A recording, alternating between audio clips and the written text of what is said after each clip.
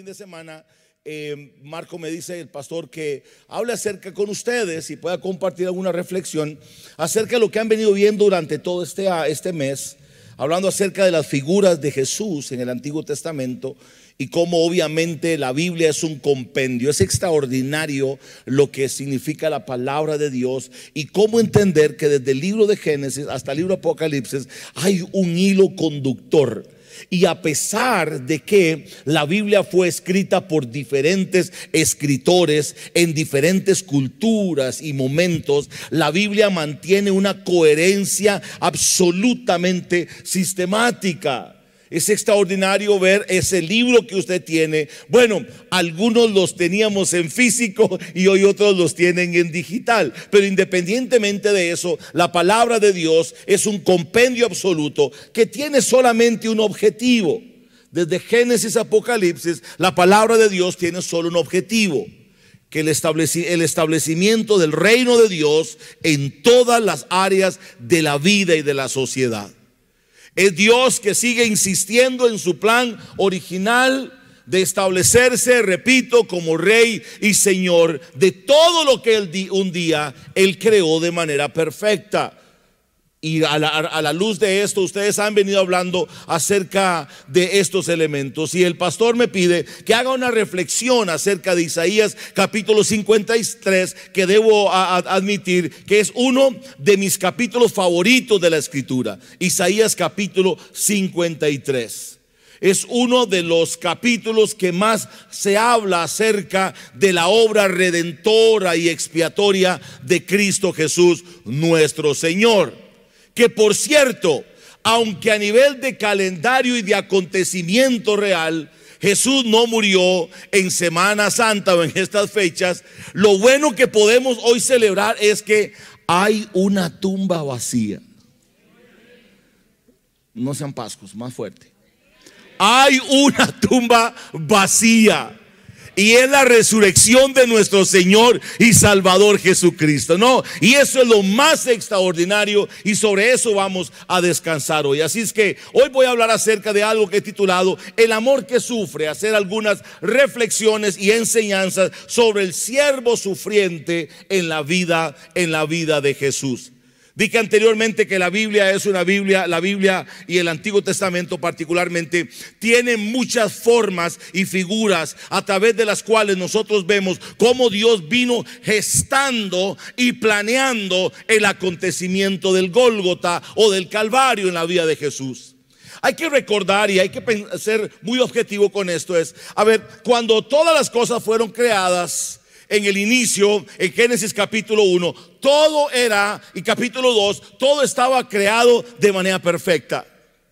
Era todo extraordinariamente hermoso. La Biblia dice que Dios en un momento dado dijo: oye, qué bien que me quedaron las cosas. ¿Hizo a quién primero? ¿A quién hizo primero? Al hombre. Y las mujeres dicen sí, porque echando a perder se aprende. Hizo al hombre y vio que todo era perfecto, hasta que apareció el pecado. Y recuerdan ustedes que el pecado vino a crear una tremenda división entre Dios y el ser humano, pero también toda la creación entera entró en una violencia y rebeldía contra su Dios, al punto que la tierra, Dios le dijo a Adán: a partir de ahora la tierra va a producir espinos, y para producirla va a haber que labrarla. Y le dijo a la mujer: ahora vas a parir los hijos con dolores. Y de hecho los expulsa del Edén, porque el pecado había entrado, y lo que me separa y te separa a ti de una relación eficaz y relevante con Dios es el pecado. El pecado. En toda esta caída de Génesis capítulo 3, que usted lo puede leer, ahí es donde nace esa prisa del reino de esa caída. Sí, ese dragón feo como escarlatas nace de ahí. Pero bueno, el punto es que todo cae y entra en una absoluta rebeldía. Pero ojo, a pesar de que la caída aparece en Génesis 3, el plan de Dios de coronarse como Señor de toda su creación, incluyendo al ser humano, Dios no desiste. Mire, ustedes han escuchado la palabra intenso. ¿Qué significa? Cuando alguien le manda muchos mensajes, levanten la mano los que tienen una suegra intensa. No, no es cierto. Ah, por allá se atrevió. Que no lo vea la suegra. Una novia intensa. Oye, es que sí es intenso, ¿verdad? Usted sabe que Dios es un Dios intenso. Él es un Dios apasionado por demostrarle a usted los planes que tiene para vos. Es un Dios que está apasionado por demostrarnos a nosotros cuánto nos ama. Y desde los orígenes Él siguió insistiendo. El pecado aparece y aquí viene Dios diciendo: yo necesito demostrarle al ser humano y a mi creación entera que yo los amo y que sigo interesado en ser su Señor y en ser su Salvador. Es a partir de esa realidad que hemos visto en el Antiguo Testamento muchas apariciones de figuras. En teología se llaman antitipos y simbologías, simplemente figuras que aparecen en el Antiguo Testamento que dan a entender y que daban a entender que Dios no había desistido de su plan de conquistar nuestro corazón y convertirse en el Señor y en el Salvador de nuestra vida. Dígale a Dios: gracias por ser tan intenso. Dios es un intenso. Y ahí usted ve que aparece, por ejemplo, en Moisés, y está en el desierto y aparece una serpiente de bronce y todos los que la miraban eran sanos, tipología de Jesús. Cuando se abra Dios pide que se construya aquel tabernáculo, un tabernáculo que era como un templo erigible. Todos los muebles, no hay tiempo para entrar en detalles, pero todos los muebles de ese edificio tenían que ver con Cristo. Con Cristo. Le menciono solamente uno: el altar del holocausto. El altar del holocausto era una cajita como esta, que estaba hecha de hierro, tenía unos garfios en las 4 esquinas, y ahí venían los jefes de las tribus y venían los jefes de las familias con corderos, con toros, y se lo entregaban al sacerdote para que éste los sacrificara, y a la luz de eso hubiera confesión de pecados. Una vez que el animal era desangrado, el sacrificio consumado, la confesión de pecados hecha, ya había expiación. Pero note qué interesante: quien pagaba los platos rotos por el pecado, ¿quién era? El cordero, el toro, el palomino. Pero ese altar, estoy hablando de tipos, de símbolos, ese altar del holocausto, ¿a qué se le parece a usted en el Nuevo Testamento? ¿A qué? Almuerzo gratis para que responda. A la cruz, al madero. ¿No fue el madero un altar del holocausto?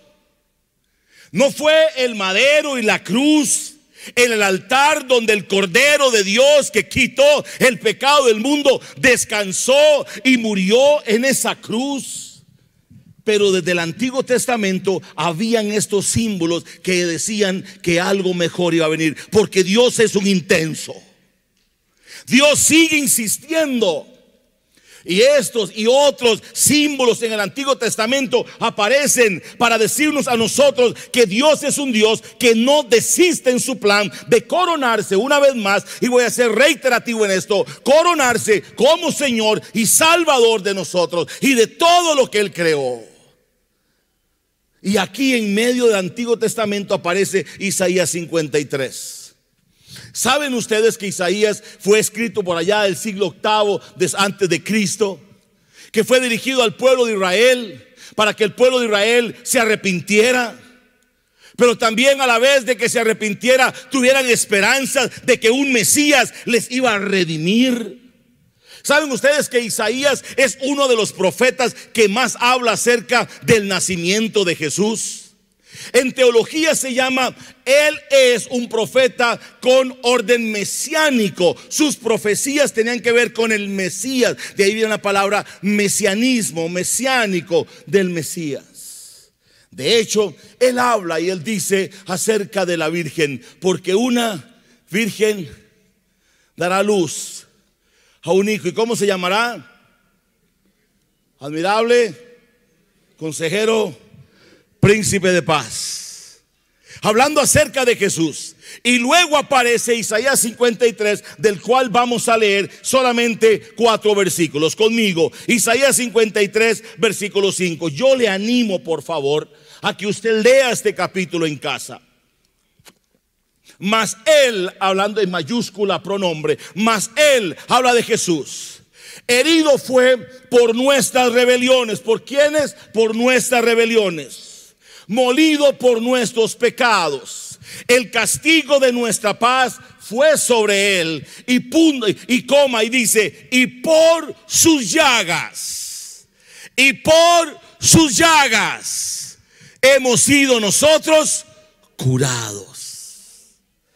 Isaías 53, 6.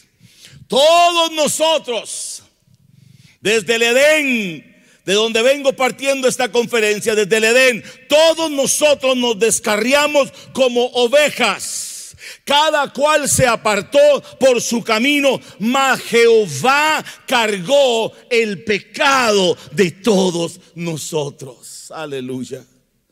Isaías 53, 10 dice, con todo eso, Jehová quiso, Dios quiso quebrantarlo, sujetándole a padecimientos.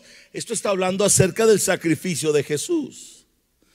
Cuando haya puesto sobre su vida en expiación por el pecado, verá linaje, vivirá por largos días, y la voluntad de Jehová será en su mano prosperada. Y hago énfasis en el inciso primero. Con todo esto Jehová quiso quebrantarlo y sujetándolo a padecimientos extremos.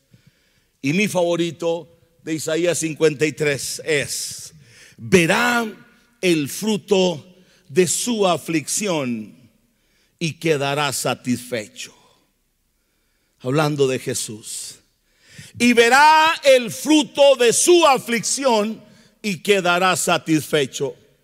Déjeme hacer una síntesis aquí para ubicarlos aún más. Estoy hablando acerca de todos los símbolos del Antiguo Testamento. He hablado acerca de la caída de Génesis 3 y cómo a partir de ahí el hombre se desenfrenó y la mujer se desenfrenaron, pero Dios sigue siendo un intenso. Dios sigue queriendo que usted sea dominado por su señorío y por su salvación. Él sigue insistiendo y siguió insistiendo en el Antiguo Testamento a través de diferentes figuras como las que antes mencioné, en el altar del holocausto, por ejemplo. Y ahora aparece Isaías 53 con otra imagen, la imagen del siervo sufriente de la cruz. Del siervo sufriente de la cruz. Y los versículos que he citado son algunos de los beneficios múltiples que tiene el sacrificio de Jesús. Quiero preguntarle algo y que con honestidad usted se responda ahí. ¿Con qué frecuencia usted reflexiona en lo que significó la libertad de sus pecados y el sacrificio de Jesús? ¿Cuánto tiempo invierte usted en pensar, en esgrimar, en reflexionar?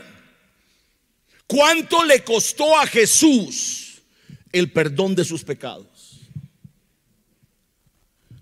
Bien, estamos en lo que llamamos ya el cierre de la Semana Mayor. Y hay algunos cristianos que la única forma de recordar lo que Jesús hizo es en Semana Santa. Y ahora, con tanta bulla que hay en el medio ambiente y en la sociedad, poco tiempo nos queda para reflexionar acerca de la dimensionalidad, la profundidad y la anchura de lo que significó ver a Cristo, a Jesús, subir al madero para dar su vida por nosotros. Yo lo exhorto de esta forma. No debería ser únicamente el espacio de reflexión acerca de un tema medular en la doctrina cristiana. No debería ser únicamente en la Semana Mayor que usted y yo dediquemos tiempo a pensar en cuánto le costó a Jesús la liberación de nuestros pecados. Debería ser más bien extendida esa semana, y que en lugar de que sean 2 o 3 días, pudiéramos vivir los 365 días del año pensando en una actitud de gratitud y de adoración a Dios por todo lo bueno que Él ha sido con nosotros. Amén. ¿Ha sido Dios bueno? Diga conmigo: Dios ha sido bueno. Al que está a su lado: Dios ha sido buenísimo. ¿Y cómo no reflexionar en esto? De hecho, Jesús le pide a sus discípulos, la noche que es entregado, dice que tomó pan y lo partió y lo dio a sus discípulos y le dijo: coman este pan. Lo partió y dijo: coman. Este pan simboliza mi cuerpo, que de la misma forma en la que Él lo despedazó, lo hizo partículas, así será fragmentado y quebrantado por sus pecados. Hagan esto, yo soy el pan de vida. Hagan esto, hagan esto. Luego dice la Biblia que después de que comieron, tomó el cáliz con el vino y lo dio a sus discípulos y dijo: beban, este vino simboliza ¿qué? Mi sangre, que por ustedes será derramada. Yo creo que aquí ustedes también toman la cena del Señor una vez al mes. ¿Sabe qué dice Pablo? ¿Sabe qué dice el apóstol Pablo a nosotros cada vez que vamos a tomar la cena? Pruébese cada uno a sí mismo. Toma para tomar la cena del Señor, para que no la tomes indignamente, para que tengas discernimiento de lo que estás haciendo. Porque muchas personas lo toman a la deriva, lo toman a la libre, sin tener una conciencia clara de lo que significa el sacrificio de Jesús. Y Jesús le dijo esa noche a los discípulos, después de que comieron y bebieron: hagan esto en memoria de mí. Hagan esto en memoria de mí. Es Jesús el que está horas antes de ser sacrificado. Dice: hagan esto en memoria de mí. ¿Sabe por qué lo pide? Porque sabía que lo íbamos a olvidar muy fácilmente. ¿Sabe por qué lo pide? Porque sabía que usted y yo nos ocupamos de muchas dinámicas, trabajos, actividades, y perdemos de vista el centro.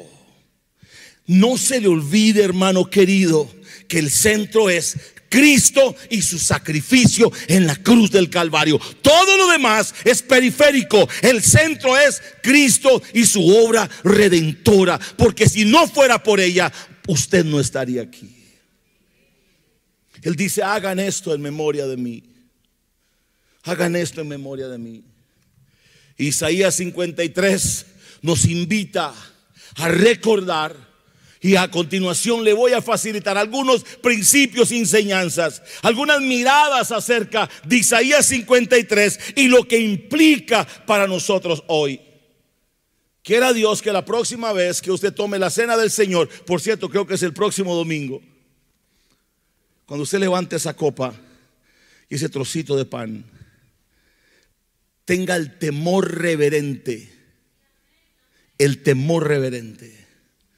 de saber que lo que está haciendo es una declaración pública de que usted sabe y entiende el precio de Cristo Jesús en la cruz, y que levantar ese sacramento no le facilita a usted para salir de las puertas de este auditorio a seguir viviendo una vida conforme le plazca. Tiene que ser una vida controlada por la autoridad de Cristo Jesús.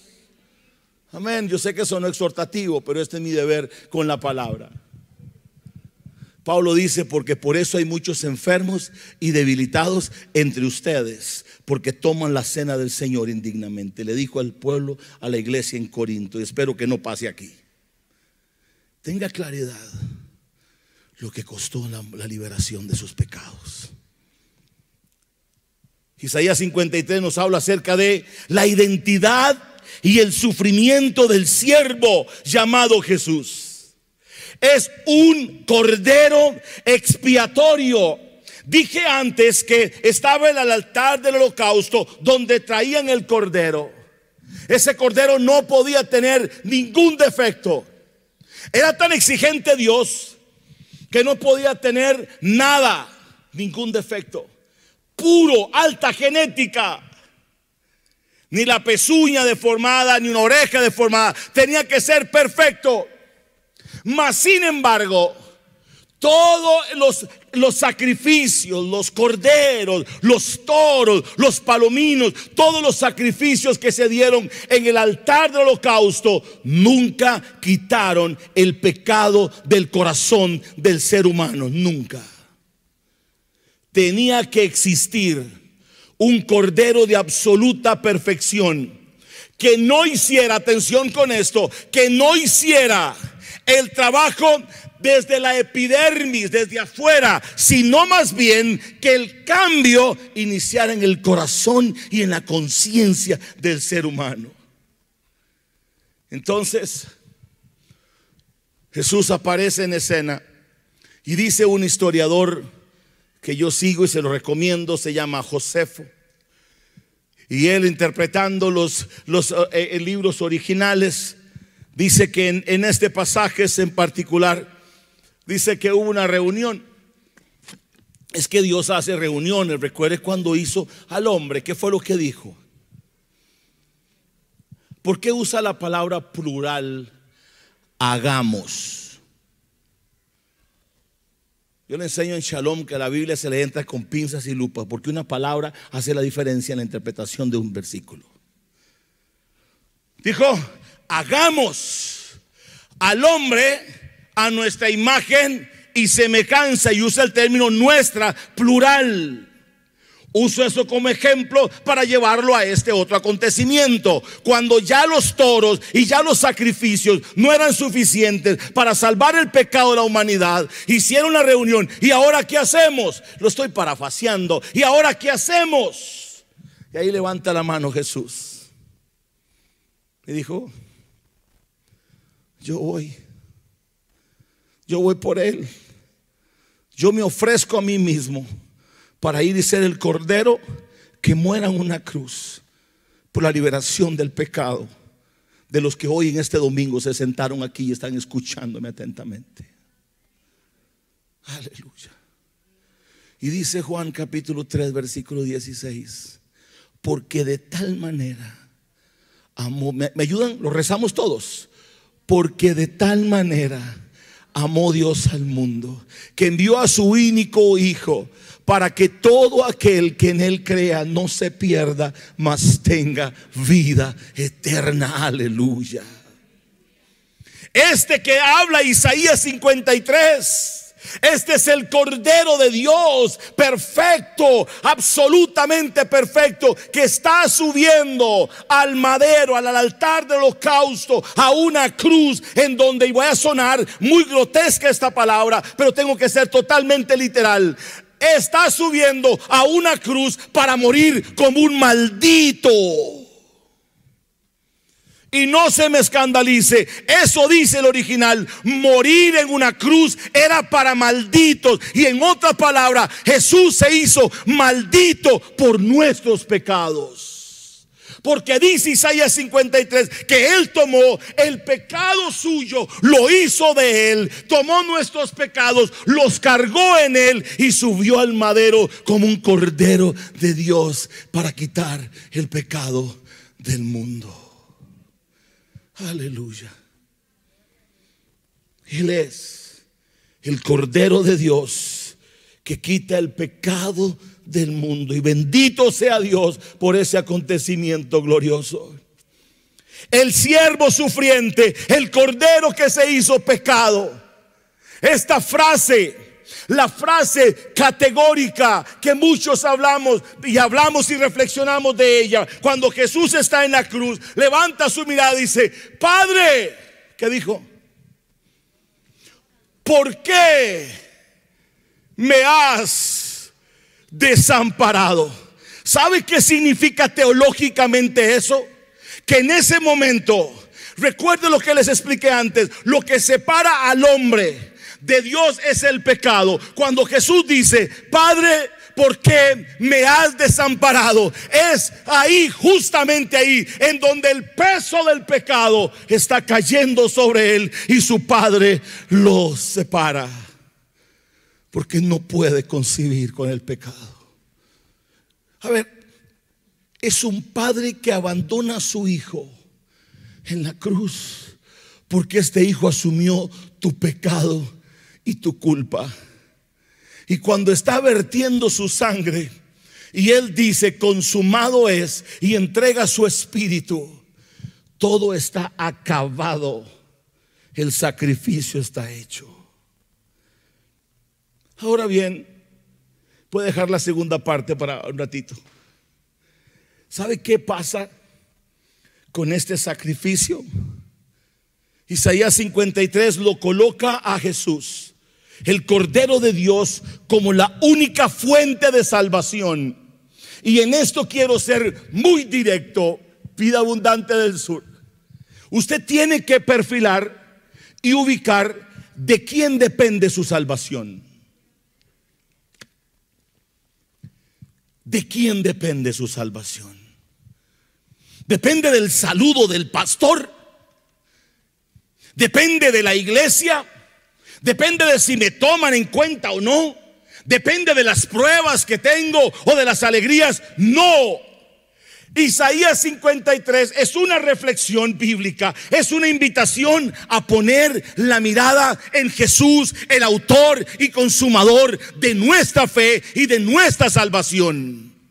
Déjeme decirle aquí que por más laboriosa trabajo que haga el equipo pastoral de esta iglesia y lo que nosotros hacemos en Shalom, ninguno tenemos las cicatrices de su liberación en nuestras manos. El único cicatrizado es Cristo Jesús, que está a la diestra del Padre intercediendo por usted. Así que hoy le pido, por favor, ubíquese. Él es mi Salvador. Diga conmigo: Él es mi Salvador. Diga usted: yo sé quién es mi Salvador. A ver, practiquemos. Dígale que está a su lado: yo sé quién es mi Salvador. Mi salvación no depende de vos, de mi esposo, de mi esposa, de mis hijos, de los negocios, de la empresa. Es más, no depende de nadie. Ya quien pagó el precio lo pagó una sola vez para que usted en esta mañana esté feliz. Yo no dependo. Mi salvación no depende de las circunstancias. Mi salvación depende de aquel que pagó el precio por mí en la cruz del Calvario.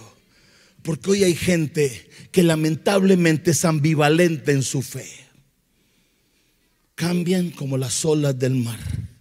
Yo quiero pedirle en el nombre de Jesús: ánclese a la cruz de Cristo y al sacrificio de Jesús. Porque las pruebas siempre van a haber, tribulaciones siempre van a haber, sufrimientos siempre van a haber. De hecho, Jesús dijo estas palabras: en el mundo tendrán aflicción, pero confíen, yo he vencido al mundo. Amén. Nos ubica entonces quién es nuestro Salvador. Y lo otro que aprendemos de Isaías 53 es que ahora somos justificados por la sangre de Cristo Jesús. Allá en Shalom practicamos algo algunas veces, y le quiero pedir a usted: los demás reuniones de ayer todo lo hicieron, así que no se quede sin hacerlo. Ponemos la mano derecha sobre nuestra cabeza y decimos: la sangre de Jesús está sobre mí. Le voy a dar una recomendación, y esto yo sé que mi amigo Marco comulga conmigo en esta descripción teológica. A ver, ¿saben para qué sirve la sangre de Jesús? Yo escucho mucha gente usándola para hacer guerra espiritual. Usted sabe que la sangre de Jesús no es para eso. La sangre de Jesús es únicamente para lavar pecados. Y me parece a mí que es suficiente. Así que la razón por la que lo puse a declarar es porque usted tiene que saber que sobre usted está la sangre de Jesús, y que no importa lo que hayas hecho y no importa lo que vaya a pasar, en la cruz de Jesús la sangre de Él sigue vigente para perdonar nuestros pecados y para reconciliarnos una vez a través de la sangre con Jesucristo y con nuestro Padre Celestial. Hoy yo soy justificado a través de la sangre de Jesús. Hoy Jesús, Dios me mira a mí a través de la sangre de su Hijo Jesús. De hecho, dice la palabra del Señor que Él está a la diestra del Padre intercediendo por nosotros. Se lo voy a plantear de esta forma. Hay dos maneras de llegar a un juicio: con un abogado o sin abogado. Y nosotros tenemos, ¿qué dice la Biblia? Abogado tenemos con el Padre, para con el Padre, a Jesucristo el justo. ¿Esto qué significa? Que cada vez que pecamos, levante la mano quien ha pecado en las últimas 24 horas. Usted sabe qué pasaría. Oye, se me dio una idea. ¿Qué pasaría si aparecen los pecados de nosotros en esa pantalla en las últimas 24 horas? Pero independiente, algunos se asustaron y dicen: Señor Jesús, el teléfono, ¿qué va a pasar ahí?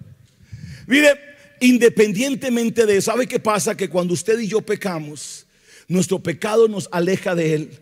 Pero ahí viene Jesús y nos toma de la mano y le dice: Señor, ¿cómo te llamas? ¿Quién es? Fernando. Fernando, otra vez metieron la pata. Venimos ante el Padre y venimos con nuestro abogado. ¿Y sabe qué dice don Fernando? Jesús: sí, papá, pero yo pagué mi vida por Él. Yo di mi vida por Él en la cruz. Aquí están, aleluya. Mira, papá, aquí está mi cruz. Aquí están las cicatrices de la corona.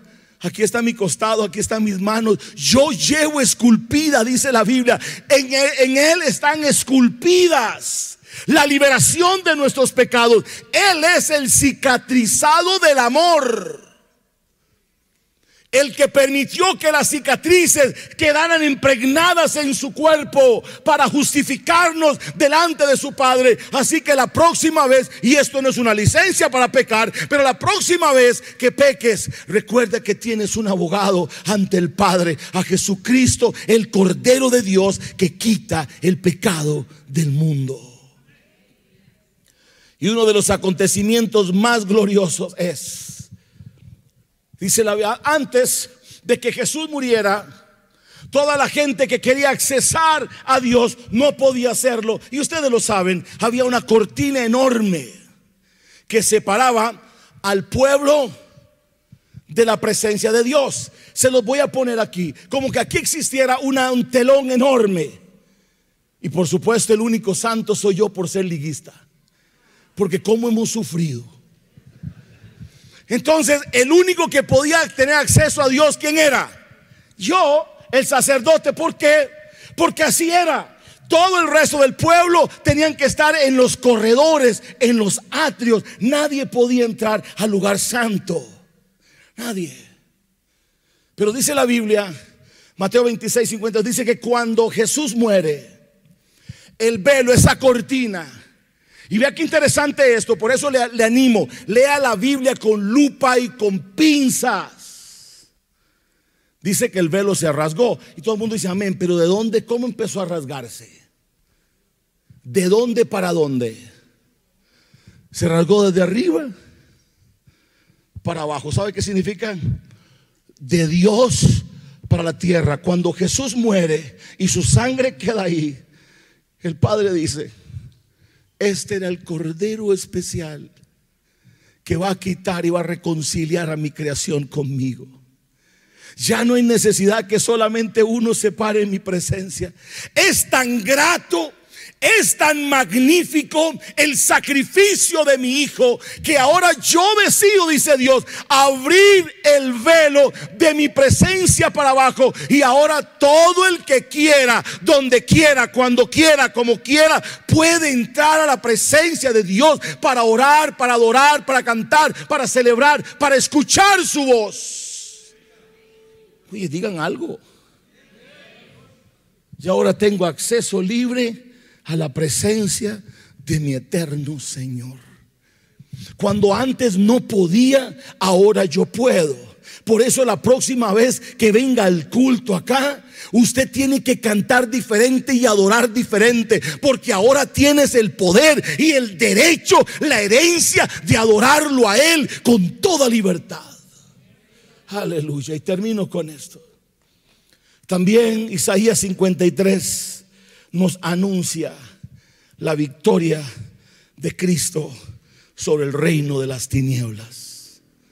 Y al decir esto, invoco el señorío de Cristo sobre todo este auditorio, porque voy a hablar algo extremadamente pesado en el mundo espiritual. Usted debe saber o recordar que hay dos reinos en este momento. El reino que yo le llamo el antirreino, el reino de las tinieblas, liderado por Satanás, principados, gobernadores y todas las legiones demoníacas. Yo espero que usted lo crea, pero es real. Hay un mundo espiritual que domina la creación caída, y está el reino de la luz, el reino de la vida, liderada ¿por quién? Por nuestro Señor, por Dios, que también tiene una jerarquía: ángeles, querubines, serafines, la Trinidad, el Padre, el Hijo y el Espíritu Santo. El día que Jesús sube al madero, hubo un conflicto de poderes. Dice Colosenses capítulo 2, y usa un término legal, por ser algún notario, un abogado que va a entenderlo con mucho más precisión. Cuando Adán y Eva, recuerden que los traigo en esta conferencia desde Génesis. Cuando Adán y Eva pecan, Adán y Eva le dice a Satanás: tome el derecho de nuestra libertad. Antes de la caída todo era perfecto. Ahora que pecan, Satanás toma el derecho del pecado humano, porque Adán y Eva le dieron el permiso. Eso Colosenses Pablo lo ubica en un término, dice el acta que nos era contraria. En otras palabras, la escritura, el derecho que Satanás tenía, porque Adán y Eva le habían dado ese derecho. En la cruz del Calvario hay una lucha de poderes, y ahí está Jesús. Ahí está Jesús. Ahí está Jesús. Y dice la Biblia literalmente de esta forma, anulando, Colosenses capítulo 2 versículo 13 en adelante, leo 14 y 15. Anulando el acta de decretos que había contra nosotros, que nos era contraria al derecho del pecado, quitándola de en medio. Quitándola de en medio, y la clavó en la cruz. Aleluya. Y despojando a los principados y a las potestades de maldad, los exhibió públicamente, triunfando sobre ellos en la cruz. Y cuando Jesús dice consumado es, y muere, al tercer día, unas mujeres, siempre las mujeres en escenas gloriosas de la era cristiana, llegan al tercer día, porque Jesús había dicho que iba a resucitar. Es interesante que los discípulos, sus compitas, los del círculo íntimo, se fueron todos a pescar, y las que quedan son las mujeres. Ellas, recordando la profecía, llegan a la tumba. Y recuerden ustedes que el imperio era tan nervioso que mandaron a poner una piedra grandísima y pusieron soldados a cuidarla. ¿Recuerdan eso? Y el rey vino y puso su sello, su anillo, prohibido tocarla. Y las mujeres ven, la piedra está movida. Se acercan más y escuchan una voz que dice: ¿por qué buscan entre los muertos al que está vivo? Él ha resucitado, y con esa resurrección me da a mí el derecho de levantar mi voz en esta mañana y a usted de escuchar que ya Jesús en la cruz del Calvario y por la tumba vacía ha vencido al reino de las tinieblas. Este partido ya lo ganamos, ya ganamos este partido. Razón por la cual le quiero pedir: póngase en pie, ya nos vamos. Póngase en pie y dele gloria a Dios, porque usted es un beneficiario del sacrificio y de la muerte y de la resurrección de Cristo. Cada vez que el enemigo ande merodeando su vida, recuérdele que está vencido en la cruz del Calvario. Y recuérdele que hay una tumba vacía que hoy dice que Jesús resucitó hace más de 2000 años y hoy está sentado a la diestra del Padre intercediendo por ustedes. Así que usted tiene derechos de ejecutar lo que hoy le he querido comunicar en su vida, en su familia. Mamá ya no ande de intensa con sus hijos porque no quieren nada con el Señor. Esposa, ya deje de andar intensa con su marido o viceversa. No les hable a ellos.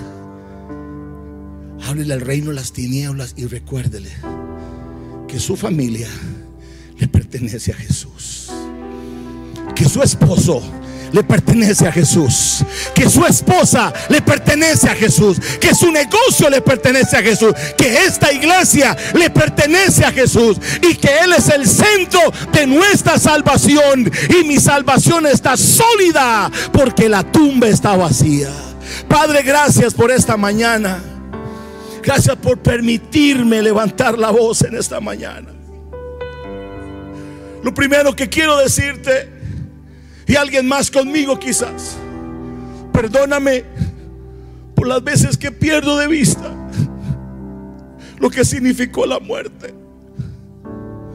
Perdónanos, Señor, porque pasamos tan ocupados viendo a ver cómo hacemos crecer el negocio, la profesión, la familia, el trabajo, la diversión, las redes sociales, que se nos olvida.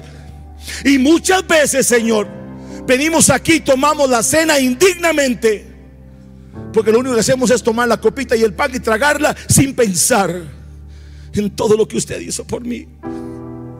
Perdón, Señor. Oro para que en esta mañana salga de aquí la gente y yo mismo con una conciencia más clara de lo que significó la liberación de mis pecados. Pero también oro, Señor, para que esta iglesia hermosa, cada individuo, cada mujer, cada hombre, salga de aquí como un heredero de la victoria de la cruz. Y yo le recuerdo a usted: eres libre en el nombre de Jesús. Eres sano por las llagas de Cristo.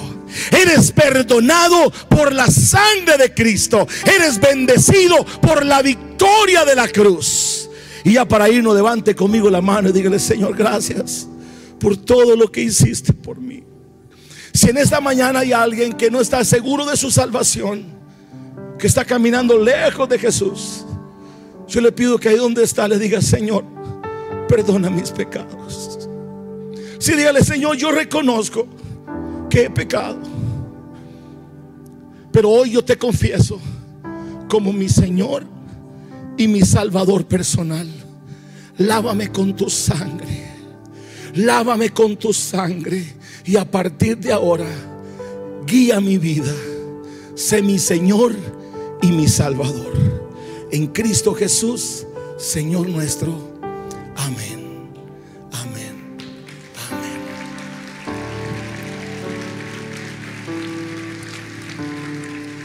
Siempre es un honor estar con ustedes. Que la paz de Dios esté con ustedes. Allá en Chalón hacemos esto. Y perdón, levante su mano y diga: Señor, bendice mi semana. A ver, diga: Señor, bendice mi lunes, bendice mi martes, mi miércoles, mi jueves, mi viernes, mi sábado y domingo. Toda mi semana será una semana bendecida, porque Cristo venció en la cruz del Calvario.